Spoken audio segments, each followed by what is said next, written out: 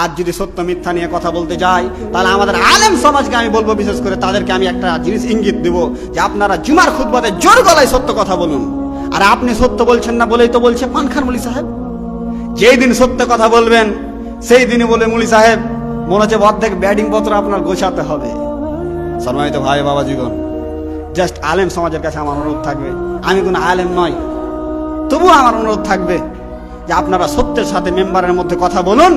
আলেমদেরকে নিয়ে বলার আগে মানুষ লেখার আগে 40 বার ভাববে ইনশাআল্লাহ। আপনাদের মেরুদণ্ড সঠিক রাখুন। সাধারণ মানুষের সাথে মিশছেন এমন করে আপনারা যে মনে হচ্ছে আপনার কোনো ব্যক্তিত্বের কোনো দাম নেই। আপনার একটা ব্যক্তিত্ব থাকবে, আপনার একটা পার্সোনালিটি থাকবে একজন আলেম হিসেবে। সেটা হচ্ছে কি সত্যবাদিতা, সেটা হচ্ছে কি ন্যায় পরায়ণতা। কোনো মতেই যেন এই কমেন্ট সাধারণ মানুষ না করতে পারে, হেট মুখ মুলবি তো মিথ্যা করে এই কথা যেন না বলতে পারে।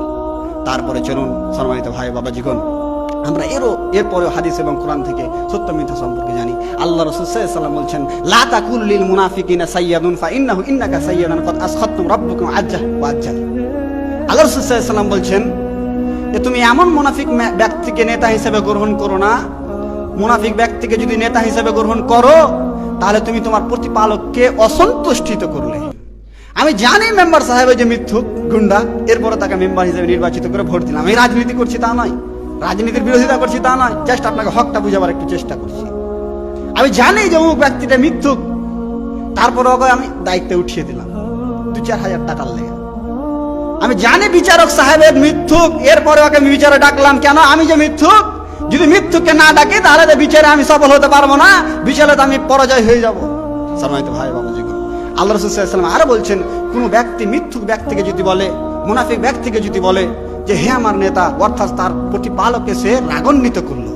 মিথ্যুক ব্যক্তিকে হে আমার নেতা এ কথা বলাটাই হচ্ছে রাগান্বিত করা আল্লাহকে। আপনি কি চান যে আল্লাহ তাআলা রাগান্বিত হয়ে যান?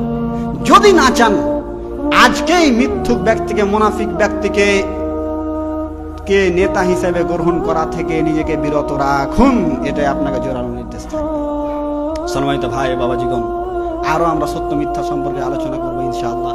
আল্লাহ বারাকাতুহু রাসূল সাল্লাল্লাহু আলাইহি সাল্লাম বলছেন, দুনিয়া ও দুনিয়ার মধ্যে তোমাদের কাছে যাহা কিছু আছে এ সব কিছু যদি হারিয়ে যায় আর 4টা জিনিস যদি তোমাদের কাছে থাকে তাহলে তোমাদের জন্য যথেষ্ট। সেই 4টা, সেইগুলো কি?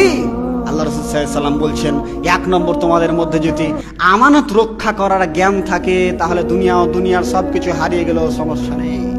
আর আমানত রক্ষা কাকে বলে মাওলানা সাহেব? আর আমানত রক্ষা কাকে বলে? আমানত হচ্ছে পৃথিবীর হার একটা সৃষ্টি আপনার জন্য আমানত। আপনার নিজের সময় হচ্ছে আপনার আমানত। আজকে সময় যদি নিয়ে কথা বলতে যাই অনেক সময় চলে যাবে। আপনি একজন দায়িত্বশীল ব্যক্তি, বিচারক ব্যক্তি, আপনার সঠিক বিচার করাটা হয়ে গেল এক প্রকারের আমানত। এই পৃথিবীর মধ্যে যাহা কিছু আছে আমাদের জন্য সেগুলো আমানত, সেগুলোর খেয়ানত করা উচিত নয়। আজকে যে ইনভাইট দাওয়াত দেওয়া হলো, সবকে বলা হলো যে আসেন আসেন আসেন, বড় বড় মাওলানা আসবে, বড় বড় বক্তা সাহেবরা আসবে, কিছু কোরআন হাদিস থেকে শুনবেন। তারা তাদের সময়ের প্রাধান্য দিল না, চায়ের দোকানে আড্ডা মারলো। এগুলো আমানতের খেয়ানত করা হলো, যে সময়ের আমানতের খেয়ানত করা হলো। আজ যে ফ্রি ফায়ার আপনার ছেলেকে দিয়ে দিয়েছেন মোবাইল, পাবজি গেম খেলতে, আপনি জানেন এই পাবজি গেম কেন আপনাকে 12,000 টাকা 10,000 টাকা দিয়ে কিনে দেওয়া হয়? যারা আপনার ছেলে ডক্টর না হতে পারে, আপনার ছেলে যেন মাওলানা না হতে পারে, আপনার ছেলে যেন প্রফেসর না হতে পারে। কেন? প্রফেসর হতে গেলে তো চাকরি লাগবে, প্রফেসর হতে গেলে তো দেশ বিদেশ অনেক ডেভেলপ হয়ে যাবে, তখন তার মেরে মুচড়ে মিথ্যাভাবে মানুষকে ঠকিয়ে খাওয়া যাবে না। তার জন্য তো আপনার ছেলেকে মোবাইল কিনে দিয়ে দিয়েছে। আর আপনি বোকা ভাঁড়, গোপাল ভাঁড় কি করলেন? যাও বেটা মোবাইল নিয়ে আস করো, যাও বেটি মোবাইল নিয়ে দিন রাত ওর সাথে চ্যাট করো, উল্লু গাধা কাহিকার। তো আপনাকে যেটা আমি বলছি, আপনাকে আমি গালি দিতে আসিনি, দুঃখ দিতে আসিনি, জাস্ট আপনার আক্কালটাকে একটু খুলে দিতে এসেছি। সম্মানিত ভাই বাবা জীবন, আমি যেটা বলছিলাম যে আমার হাতে সংকীর্ণ টাইম। আল্লাহ রাসূল সাল্লাল্লাহু আলাইহি ওয়াসাল্লাম এরপরে বলছেন যে দ্বিতীয় হচ্ছে তোমরা সদা সর্বদা সত্য কথা বলো। যদি সত্য কথা বলে থাকো তাহলে দুনিয়া ও দুনিয়ার সবকিছু হারিয়ে গেলেও কোনো সমস্যা নেই। সত্য এমন একটা জিনিস। তারপরে আল্লাহ রাসূল সাল্লাল্লাহু আলাইহি ওয়াসাল্লাম বলছেন তৃতীয় নম্বরে আমানত রক্ষা তোমার মধ্যে। তারপরে আল্লাহ রাসূল সাল্লাল্লাহু আলাইহি ওয়াসাল্লাম বলছেন তৃতীয় নম্বরে সুন্দর চরিত্র। তোমার মধ্যে যদি সুন্দর চরিত্র থাকে, দুনিয়া ও দুনিয়ার সবকিছু হারিয়ে গেলেও কোনো সমস্যা নেই। সুন্দর চরিত্র নিয়ে যদি কথা বলতে যাই তাহলে মুসল্লি সাহেবের যা চরিত্র, ওই বেরিখোর, মদখোর, গাঁজাখোরের ওই চরিত্র কেনে। মুসল্লি সাহেব ওই স্ত্রীকে গালি দেয়, ওই মদখোর স্ত্রীকে গালি দেয়। সম্মানিত ভাই মুসল্লি সাহেব ওই মিথ্যা কথা বলে, ওই মদখোর, শারাবখোর, বেনামাজি মিথ্যা কথা বলে। চরিত্র নিয়ে যদি কথা বলতে যাই, যারা দিনের সাথে অ্যাক্টিভ এরাও মানুষের বিরোধিতা নিয়ে ব্যস্ত। তাই আপনাকে যেটা আমি বলবো, বিশেষ করে জামিয়াত আহলুল হাদিসের যুবকদেরকে আমি বলবো, তোমরা নিজেদের চরিত্রকে সংযত রাখো। তোমরা এক কদম ফেলার আগে উসকা আখিরি আঞ্জাম क्या होगा এ সোচকে পের ফেলো, এ কদম ফেলো। এটাই আপনাকে অনুরোধ থাকবে দিনী ভাই। এটাই বলবো যে তোমার চরিত্র যেন এমন হয়, তোমার ব্যক্তিত্ব পার্সোনালিটি যেন এমন হয় যে তুমি দিনের দাওয়াত দিলে মানুষ প্রভাবিত হয়, তোমার কাছ থেকে যেন মানুষ পালিয়ে না যায়, তোমার কথা শুনে যেন তার আকালের মধ্যে কিছু না কিছু উপকার হয় যে না কথা ঠিক বলছে, মানুক আর না মানুক, না ঠিক কথা বলেছে। এরকমটা যেন তোমার চরিত্র না হয় যে তোমার চরিত্র দেখে মানুষ ছিটকে পালিয়ে যায়। তোমার চরিত্র হবে এমন যাতে আমাদের আশেপাশে যারা অন্য প্রজাতির মানুষ আছে, অর্থাৎ হিন্দু খ্রিস্টান, তারা যেন একটা তাদের মধ্যে প্রভাব পড়ে, না না না লোকটা ভালো। এরকম সুন্দর চরিত্র নিজের গড়ে তোলো। সুন্দর চরিত্র নিয়ে যদি কথা বলতে হয়, তাহলে আমি যেটা বলবো প্রত্যেকটা দিনী ভাইকে, যে আপনার পার্সোনালিটি দেখে, আপনার সুন্দর চরিত্র দেখে অন্য যারা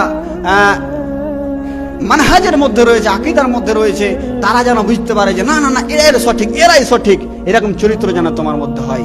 তাই কাজেই বলবো আমাদের চরিত্র আমরা আলেম ওলামা থেকে নিয়ে যারাই দিনের সাথে অ্যাক্টিভ রয়েছি, যারাই দাওয়াই আল্লাহর উদ্দেশ্যে কাজ করছি, তারাই আমরা ইনশাআল্লাহ সুন্দর চরিত্র করে চলবো। তবে আমাদের দাওয়াত মানুষের কাছে প্রভাবিত হবে, মানুষের কাছে যাবে ইনশাআল্লাহ, এটা আমি আশাবাদী। তারপরে চলুন, আল্লাহ রাসূল সাল্লাল্লাহু আলাইহি ওয়াসাল্লাম বলছে দুনিয়া সবকিছু হারিয়ে গেলেও সমস্যা নেই। তার মধ্যে চতুর্থ নম্বরটা যেটা হলো বৈধ রুজি। রিজিক উপার্জন করতে গিয়ে আমরা রিজিক উপার্জন করতে হয় যে কোনো মূল্যে, কথা সত্য, কিন্তু সেটা বৈধ হতে হবে, সেটা অবৈধ ভাবে নয়। বিভিন্ন ধরনের প্রযুক্তি এসছে, আমরা সেগুলো থেকে উপার্জন করতে পারবো আলহামদুলিল্লাহ, কিন্তু সেটাকে অসৎ পথে নয়।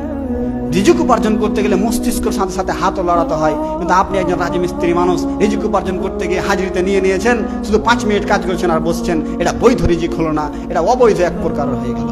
তাই কাজে আমি বলবো যে আমি কাউকে দুঃখ দেওয়ার উদ্দেশ্যে কথাগুলো বললাম না। এতক্ষণ যে আলোচনা করলাম সত্য মিথ্যা সম্পর্কে, ইনশাআল্লাহ আশাবাদী যে আপনারা সকলে এই কথাগুলো সত্য সহকারে মানবেন এবং পৃথিবীতে চলন্ত জীবনে দুনিয়া উল্টে গেলেও সত্যের সহকারে চলার চেষ্টা করবেন ইনশাআল্লাহ। তারপরে আমি এখান থেকে আমার সংক্ষিপ্ত বক্তব্য শেষ করলাম। ভাষা এবং বলার মধ্যে কোনো ত্রুটি থাকলে ক্ষমা করবেন। পরিশেষে একটা স্লোগান দেব যে নফরত কি শহর में मोहब्बत की दुकान खुलने आए हैं जमीयत अहलुल हदीस वालों।